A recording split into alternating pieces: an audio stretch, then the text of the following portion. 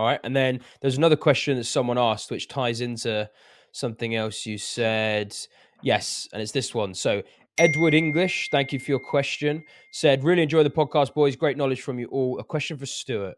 You mentioned about realizing the power of a commercial tenant within your blocks. Could you expand on this? I'm currently looking at a property which has full planning for conversion of the upper floors and keeping the commercial unit. So, yeah, let's Well, I maybe mean, it's pretty finish on much this question. this whole episode, really, isn't it? I mean, maximizing that tenant, which is a topic that Rona knows better than myself. But where I was trying to shy away from commercial, because I just didn't understand enough about it, and then actually the penny dropped to realise once I realised the yield was reduced, the increase of the property would go up based on the cash the building was producing, and the stronger the tenant, the lower the yield, the more money. Then it has become so clear that I need to be looking at buying prime real estate in good locations that's going to attract the most amount of people. To give you an idea, at Windsor, which I won't talk too much on who the tenant is now, but we had like 10 inquiries for that building because the location is directly opposite Windsor Castle. It's a beautiful site. It's next to HSBC that's been owned by the banks for 250 years. It didn't matter over that 250-year period how wealthy you were, how privileged you were. No one was buying that asset because the banks just weren't going to sell it. And now, because obviously the way the market's moved, this is a redundant building. It is quite dark and it's quite deep. We've got the potential, well, we have got the potential, which we're going through the pre-app process now, to put 2 flats on the higher floor, which we'll look to do, which are effectively 3 flats because we've got the ground floor, the basement, and the first floor. The reason it's taken us 4 months to go out to market to find the right tenant is because the building needs to really maximise on the value by the commercial tenant we've put in, and which we think we've made the right decision now because they actually wanted the whole first floor when we were going to look at splitting it. Again, I'm always on a residential mindset of trying to get as many units in there as possible, but the actual GDVs for residential in Windsor is not as attractive as having a good commercial tenant in that site. So anyway, we've designed it now, so we've got the whole first floor and ground floor and basement going to the commercial tenant, which is basically now valued the building at about 60-70 grand more than what we've paid for it. But that leaves the second floor and the third floor, which have got tremendous views over the castle, which is effectively free real estate that we can go in there, spend 120 grand a unit, create 2 £500,000 flats. I mean, even if they're only 1 beds, the views will pay for them. And then we can have a bit of fun on the booking.com and the Airbnb. And I'll be tapping Ryan up for a bit more advice on this. But I've always wanted to get in the Airbnb market, but I just didn't want to take the risk or take the energy, but it may take to run another operational business. But because of the location and the fact that I can go and take the wife or family or our friends go and stay in these units that are free effectively once they're built, because we'll refinance them and keep the yield low, to get low gearing on them. So it's not too much of a risk. But yeah, it's just a great building, and that's all on a play on the commercial side. So I'm now purposely going out there looking for buildings, and I'm also got a list of some big southeast commercial tenants that are looking. I've got like a map now with all the bullseye postcodes of where they want to set up shop. So I'm actually going out there actively speaking to land agents to find sites that fit my residential criteria that will also fulfill the commercial tenant. Because if we can find the site and like Ronan does and get that commercial tenant almost on the same day of completion where we've secured that, the lending will be a lot cheaper. And the confidence into those schemes will be there. So yeah, I definitely think learn about commercial and watch other people who are doing it and learn from them. Yeah. Can I And the just touch on more generally speaking? Stuart talks about like the value of a commercial tenant, but just generally speaking, for the difference between a residential tenant and a commercial tenant. A commercial tenant occupies a building and has a full repairing lease, so they take responsibility for the building and have to return it in the same or better condition once the leases end. They sign longer leases, so there's less management to refill those voids and backfill them. And if they don't pay rent, you can change the locks on the door and tell them to F off and put a new tenant in there that pays rent. Comparing that to a residential tenant, they have use of fair wear and tear, so that they don't bring the property condition back to what it originally was. They actually tire the property and you would probably need to upgrade or refurbish that property. They have every right to stay there, even if they're not paying rent, and you can't, get a monetized tenant in the building paying rent. And they tend to sign shorter leases, so there's more aggro and preparation around keeping the tenants there and keeping it full. So if you look at the value on time and value on cost return, I thought that was just relevant to bring up instead of just purely looking at the value of that prospective tenant. Well, the reason the yields are lower is because the headache for the banks, if they've got if you've got a strong blue chip company that's got a balance sheet of say 40 million, they're going to be paying your 100 grand or an 80 grand a year rent effectively, and they pay it quarterly in advance as well, and they also are full FRI, so they fully insure it, repair it. So all you're doing is you're giving them the asset, and then they're giving you the income, and it's a real simple transaction. And like Jack said, if they don't pay their bills, I think it's within 28 days or 21 days, you literally can just go and change the locks, kick them out, and everything inside the building you own as well. So and at the end of the contract or end of the lease, once they've moved out, there's something called dilapidation, so they need to put right the building. And if they can't be bothered, or it's a bank and they just want to hand the building over, you get a dilapidation surveyor in there. They'll tell you what needs to be put right, and then that money will be negotiated with the old tenant and yourself, which you then pocket and then use to repurpose the building effectively. So there's some great little gems with commercial. The power and the leverage. Like if you were just talking straight numbers, if you have a rent of £1 million is a round number, and you get a 6% yield, a 6%. If the market's going to buy that at a cap rate of 6%, so they're buying at a 6% yield. That value on that €1 million is about 16.5 million, and on a 5% yield, which is just a percent lower, is 20 million. Mm-hmm. So even if we were to reduce that down to 100,000, let's say my medical centre there in Navan is 100,000 square foot. Sorry, €100,000 of a lease annually. So on on about an 8% yield, it's about 1.2, 1.3 million. So it's the real power of that. Supermarkets are higher than that. And it's a few hundred grand to build, right? It's a 300 grand box or whatever you're going to spend, and that's the value of it, because it's the income, not the bricks and mortar or the metal and power. Like you one in Twickenham, Stu, I'm sure the yield is very good. What's the valuation yield based off? It's based on, from the surveyors come in, I think it's 5.5%, which is great, yeah, because the ground floors pay for the whole building, so we've got 6 units in Twickenham, again for free, effectively. I mean, we've got 120 grand for 6 units. Stuart, can we just two beds and 4 one-beds? Can we just clarify that point, just for anyone listening as well, that what's happening there economically to the business model of that project? We spoke earlier about each project, each development project being like its own business with its own business merits. And the difference if you take a full scheme and go, I'm going to go all resi, well, all of your risk and predictability is kind of crystal ball gazing, because you've got to wait to the back end to crystallize your exit, right? What valuation are you going to get from the lender? How much are you going to be able to sell them for? How much are you going to be able to rent them for? You really can only find out on the back end, unless you sell off plan and do other bits and bobs, which there's still an element of risk because you've still got to build them out.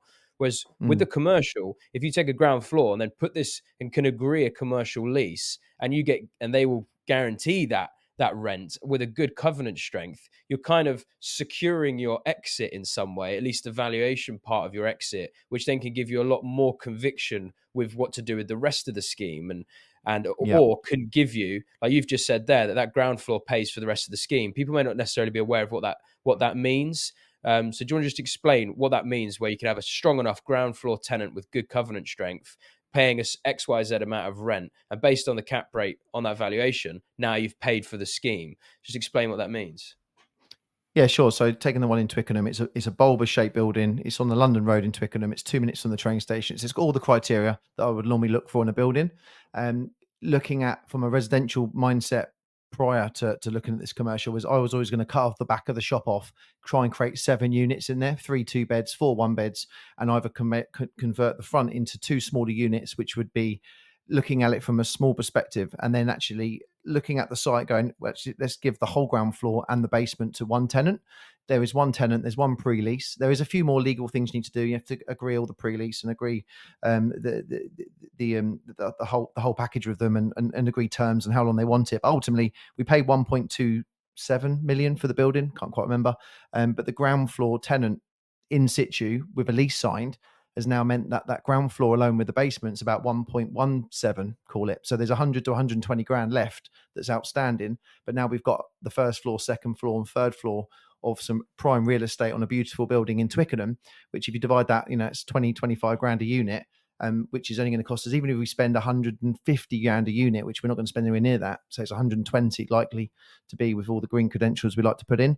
But you're looking at 400 to 500 grand flats in that area. So there's so much money now been made just because the tenant is, even though he's a fairly new business, he's committing to spend about 600 grand on kitting everything out into effectively a lovely brand new dentist, which if anything, hopefully nothing happens, but if anything happens to his business in say 2-3 years, we're going to have a brand new dentist, which will then go out to market to another dentist practice, which obviously I wish him all the luck in the world, and I'm sure he'll do very well. But because it's a social tenant that are high income producing, that the banks love them, so they'll give you a lower yield on that site because of that type of tenant. That was actually the first viewing and the first offer, full asking price based on what we went out for, and that was done quite quickly into the completion. We bought this pre-auction, and the same with the Windsor one. The reason the Windsor one's taken longer is we had so many different options. Where we turn it into a hotel, where we turn it into a cafeteria, a pizzeria, a coffee shop. There's all these different types, so we had to try and work out what the flavour was and what people would see in the building. And just by doing more, I've now got a list as long as your arms of these tenants who are looking for certain building types. So by having these meetings, understanding what they look for in a building and their locations and stuff, it builds you this picture where you sort of become open to the world of opportunity, which is all going and being fed into effectively my mind when I'm looking at sites going, that's perfect for tenant A, that's perfect for tenant B. And then we can approach them directly now or via our agent. So yeah, it all feeds in this whole commercial world where I was obviously under the FUD, the fear, uncertainty and doubt of all the banks, who are very exposed to commercial buildings. But these are not the commercial buildings I'm looking for. I'm looking for a completely different end of the spectrum of commercial. So yeah, I was originally put off by it and just try and stay away from it. But actually, the more you understand, the more you can really focus your strategy on it. That's what I've got to say about that. Banging. And Ronan, have you done any commercial to resis and retain the assets with the commercial on the ground floor and the resis above, or do you always sell them off? No, all my stuff is ground up, new construction. My problems with refurbs, one, I just never started off with them. Everything's going back to brick. There's a lot of things you don't know. It just won't be for me. In traditional residential construction, the only place you really should lose money is possibly in the ground, because you don't know what's underneath or what kind of ground conditions there are generally. Build up a stone, how levels work with roads and finish floor levels, etc. for drainage. They're all things that can change. But I haven't is straightforward. I've built commercial with resi on top, and kept the commercial, but it's all been ground up. It's different as well, a building technique than traditional houses. Obviously, it's more RC work, reinforced concrete, and you've curtain walling and stuff like that. But generally retrofits is not for me at the moment anyway. Yep, fair enough. I mean, Jack, you do a lot of retrofits. You got anything to add? Yeah, I mean, there's unknowns with anything. You can start turfing up the ground and find problems. Sort of segueing into commercial, we obviously just try and lean it as much on the previous owner as much as we can. We do inspection holes before we actually acquire the site. There's an element of risk that you have to take there. We actually make provisional sums in for worst case, and quite often it's better case. So there's ways to manage that. We like conversions because they're quick. We found our niche because we can't build out the ground as cheap as the big home builders out there. So we found that we've actually been kind of forced into a bit of an adopted niche, sort of bigger than an unprofessional developer, but smaller than national home builders. So that's why we like conversions, and we're super quick, to get.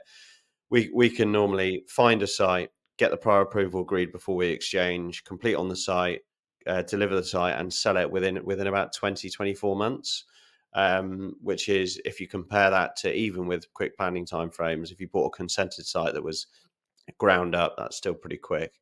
But yeah, that's why we like it. I've actually got a comparable example for commercial and resi. We viewed a site which was actually an old NHS clinic to buy it, 1,400 square feet, with a nice garden and surrounding buildings around it. And they had modelled up to knock the building down and build 6 flats to make about a couple of $100,000 profit. We actually found a tenant, which was a children's nursery, who carried their own fit out, did a 10-year full repairing lease, rented the building for 40k, and we bought it for 370. And we just refied and kept them in there, makes about 2k net profit every month without doing any work. And they're in there. That was 6 years ago, so they're in there for another 4 years. But they've put their stamp on it, so they'll probably sign another 10-year lease. But super easy. You can definitely scale a significant commercial portfolio with a lot less time and effort and risk. Banging. Just on that commercial to new build, a lot of the banks and councils will look at a conversion as higher risk, where I look at it and go, well, the building's already there. What is the risk? I mean, yes, you've got to strip everything back, and there is anomalies. So you can do things per square foot, in my opinion. You just need to take out all the anomalies, whether it's the floor construction, the fire breaks, and all the rest of it. You need to think about access, cutting new staircases and stuff. But I've not done new build. We've got 5 houses that we're going through planning at the moment, which is already a pain in the bum. But ultimately, that is going to be our first sort of dip in the toe with the new build stuff. But ultimately, most of the risk is in the ground, getting out of the ground. I mean, the rest of it's fairly straightforward. Then you've got section 278s and stuff. So I'm still very green at all this sort of side. So I'm looking at sites that have got soft landscaping, quite easy for access, rather than you boys. I mean, obviously Ronan loves a new build site, and we'll know more about the risks than me. But at the moment, I feel like the commercial to resi of an existing building is less risky than new build. Yeah, I think it's just more the unknowns in the build part, isn't it? But yeah, if you want to retain assets, commercial to resi, I guess that's most of our incentive to why we want to do commercial to resi, because that's more likely that you're going to be able to keep them unless you get serious quantum with build to rent schemes. But then you're talking deca millions required to build them. But